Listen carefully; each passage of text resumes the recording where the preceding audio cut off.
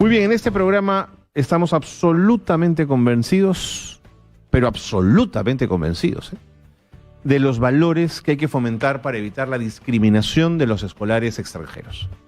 De lo que estamos hablando es de la necesidad de una sociedad tolerante y respetuosa de las diferencias, de las internas y de las externas, por supuesto. Para hablar de esto, qué mejor que tener a dos invitados que además forman parte de las agencias de Naciones Unidas que trabajan intensamente estos temas. Me refiero a ACNUR, que trabaja el tema de refugiados, y OIM, que trabaja el tema de migraciones. Federico Agusti y Mateo Mandrile están con nosotros y yo quiero agradecerles muchísimo este esfuerzo. Está con nosotros mañana de sábado, calurosa además en el programa. Gracias por acompañarnos. Y con saco, ¿no es cierto? Un gusto tenerlos aquí. Federico, Mateo, bienvenidos. Buenas tardes. Muchas gracias. Muchas gracias por la invitación. ¿Por qué una sociedad, es una pregunta un poco grande, Federico, debe ser inclusiva? ¿Por qué debe ser tolerante a los que vienen de fuera? ¿Por qué? Mira, creo, Carlos, primero estamos en un mundo cada vez más globalizado. Así es. Y la diversidad es un asset, la diversidad es un valor.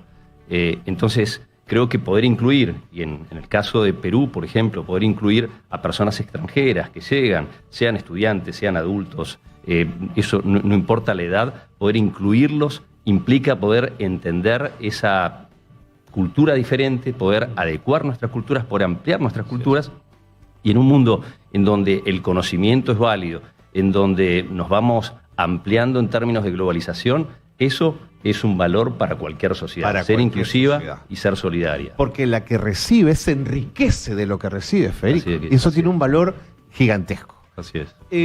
Mateo, desde la mirada de las migraciones, países como los latinoamericanos, los argentinos son un ejemplo en el siglo XX de migración, el Perú lo es ahora, sin duda.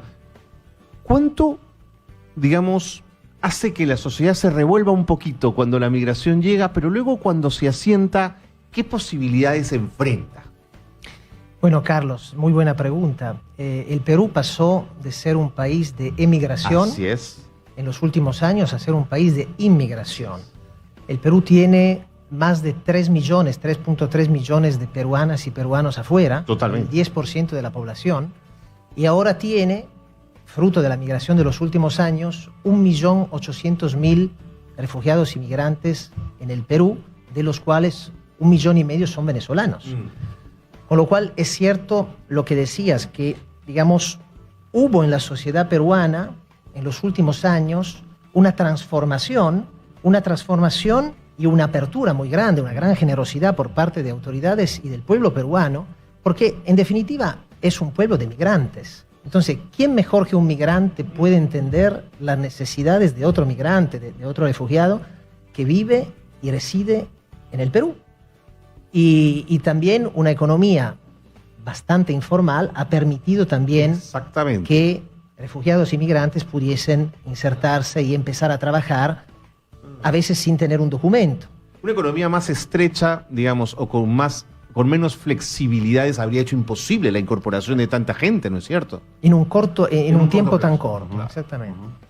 Interesante. Ahora,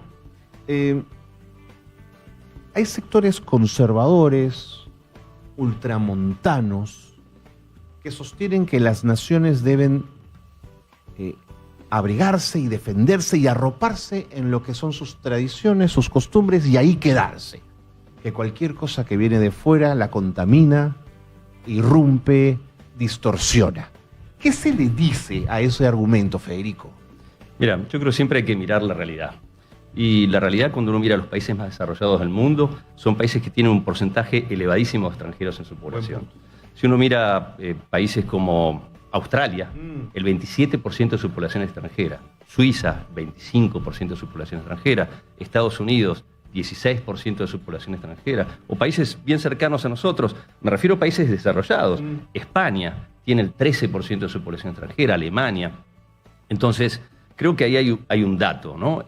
Primero, el poder nutrirse de personas que vengan de otros países, lo que hablamos antes, te da diversidad, pero te da capacidad de innovación, te da generación de valores culturales que te permiten en esta sociedad bien globalizada poder crecer. Porque hoy competimos con el mundo, hoy necesitamos entender las otras culturas para poder llegar a esas otras culturas. Entonces, el estar abierto y recibir personas de afuera sin duda enriquece. En América Latina, tú mencionabas, Argentina durante el siglo pasado fue un país de inmigración nato.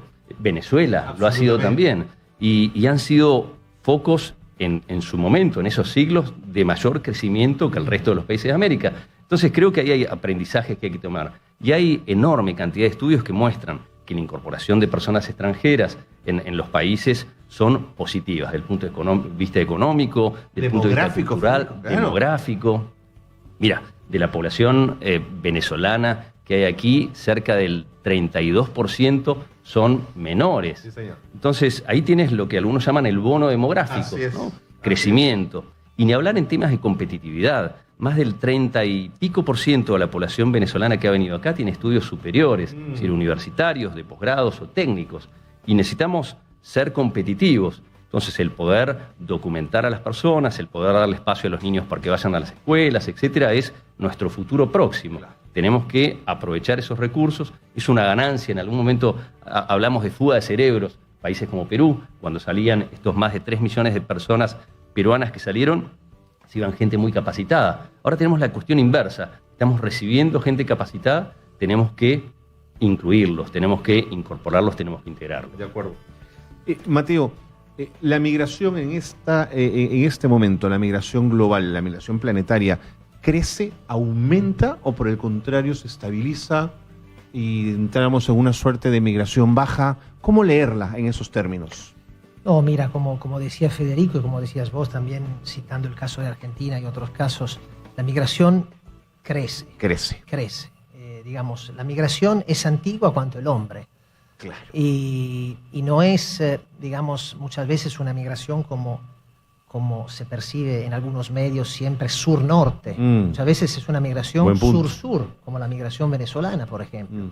Entonces, si pensamos al caso venezolano en América del Sur, en América Latina en general, si pensamos a la migración que de África subsahariana sube a Europa, o al Triángulo Norte y a las caravanas que suben hacia Estados Unidos, o pensamos a los refugiados que huyen de Ucrania, o a la catástrofe del terremoto en Turquía y Siria. Digamos, hay una variedad de razones atrás, de historias, de vida, de migrantes, de refugiados, que indudablemente muestran un crecimiento. A nivel global, en general, digamos, hay un incremento constante en los últimos 10, 15 años de una migración que no para de crecer. Pero una migración segura, ordenada y regular es una migración que beneficia a la sociedad y que, como decía Federico, incrementa toda una serie de cosas, empezando por el Producto Bruto Interno. Totalmente. Hay un estudio del Fondo Monetario sobre crecimiento, sobre el impacto de la migración en la región y en particular en el Perú, que muestra que al 2030, si el Perú lograra, como está logrando, con mucho esfuerzo, integrar a todos los migrantes y refugiados en la sociedad, crecería de más del 4%. Ese impacto de los refugiados y de los migrantes que viven y residen en el Perú. Buen punto. Federico, Mateo, este es un programa muy escuchado por docentes, por maestros de escuela, que tienen todos los días contacto con chicos que vienen justamente de esta migración. ¿Cuál es el mensaje para ellos, Federico?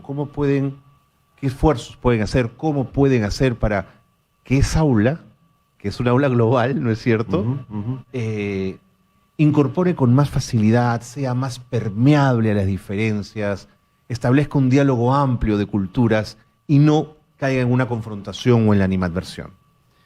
Mira, Carlos, creo que el espacio educativo tiene que ver con formación, pero la formación no solamente es información, sino también valores. Y en esos valores, el respeto, la solidaridad y uno que es bien importante, creo, la empatía, es parte de lo que tenemos que generar. Esa empatía es poder entender al otro, ponerse en el zapato del otro, poder entender lo que ha vivido y por qué ha venido aquí a nuestro país y poder transferirlo al resto del sistema educativo, que no son solamente los estudiantes, sino también los colegas docentes, los familiares, los padres, etc. Y ahí creo que es importante crear espacios de intercambio, espacios de diálogo, para poder comprender las diferencias y para poder encontrar también las semejanzas que tenemos. Y de vuelta, empatizar es clave. Y en ese empatizar creo que hay un enorme trabajo en donde los docentes tienen mucho que hacer. Hace unos años trabajamos en una publicación, un libro que se llama Pabellón y su gran nariz. Es un libro que a través de la vida de un perro que sale desde Venezuela y atraviesa todo el transcurso hasta que llega aquí a Perú y se logra reencontrar con su familia y se hace amigo de una perrita peruana, de raza peruana, puede mostrar parte de ese trayecto, de lo que implica dejar tu país, de lo que implica dejar tus cosas atrás y de lo que implica volver a integrarse. Ahí hay distintos instrumentos o herramientas que permiten a los docentes explicar para niños de qué forma la integración impacta y de qué forma también nos enriquece. Hay un montón de trabajos y de cuestiones que tienen que ver con cómo trabajar con los refugiados, con los migrantes que llegan a nuestros países, que pueden ser muy útiles para poder trabajar en el medio de las aulas educativas y con toda la comunidad educativa que incluye también a los padres. Correcto. Ahora, Mateo, muchos de los maestros y maestras que hoy día están en un aula también seguramente fueron migrantes en los años 60, 70, 80. La migración interna en el Perú fue dramática. El conflicto armado interno obligó a un movimiento masivo en buena parte de nuestro país. Pero la experiencia de la migración puede ser una experiencia dolorosa, pues una experiencia que ha generado un enorme esfuerzo y enorme pérdida. ¿Crees que esto lo que hace es generar una empatía con el migrante o por el contrario es al revés? Yo la viví, ahora les toca a ustedes. ¿Hay esa doble mirada, ese doble rasero? No, yo creo que justamente la experiencia de la migración interna por el conflicto, por la violencia, por el cambio climático también que sufre el Perú, puede ser un factor que ayude a fomentar y a fortalecer la empatía y la compasión, en su significado latín del término, ¿no? Sufrir juntos. Señor. Sufrir juntos. O entender el sufrimiento del otro. Así que yo creo que son seguramente los maestros, los profesores que nos escuchan y sobre todo los que vivieron una experiencia migratoria, un pilar fundamental. El otro gran pilar es la familia. O sea, siempre hablamos, yo creo que es importante destacarlo en este espacio, de una integración dentro y fuera de la escuela. Y fuera de la escuela pasa por la familia, pasa por el deporte. Claro, el barrio, ¿no? Hemos desarrollado conjuntamente con el ACNUR, OIM y otros socios una iniciativa muy bonita que se llama El Balón No Tiene Fronteras. En Surquillo, en Lima Centro, ahora en Lima Norte también, donde partidos de fútbol y próximamente también de softball, de padres, de estudiantes, de maestros, de peruanas, peruanos y niños, niñas y adolescentes, refugiadas y migrantes, la verdad que no hacen que integrar y unir a través del juego. Por eso te dejé una caja de juego. Guardianes de TX369. ¿no? Exactamente, es una propuesta para promover la convivencia, ¿no? Para promover la convivencia que desarrollamos junto OIM y PUC, la Pontificia Universidad Católica del Perú. Y es una caja que ya ha formado más de 350 maestros, quizá algunos que nos están escuchando ahora. Justamente a través del juego enseñamos la integración y a cómo combatir la xenofobia, el racismo. Buenísimo. Y es un arma poderosa. Estuve en la experiencia de Surquillo, y la vi de cerca, o sea que soy testigo del esfuerzo que están haciendo.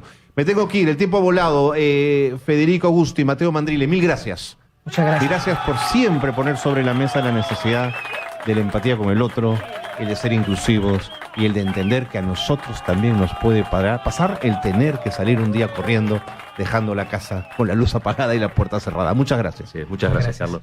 Bueno, con Federico Agusti de ACNUR y con Mateo Mandrile de OIM nos vamos porque el tiempo ha volado. Gracias por estar con nosotros, maestro, maestra. Nos encontramos el próximo sábado. Buenas tardes.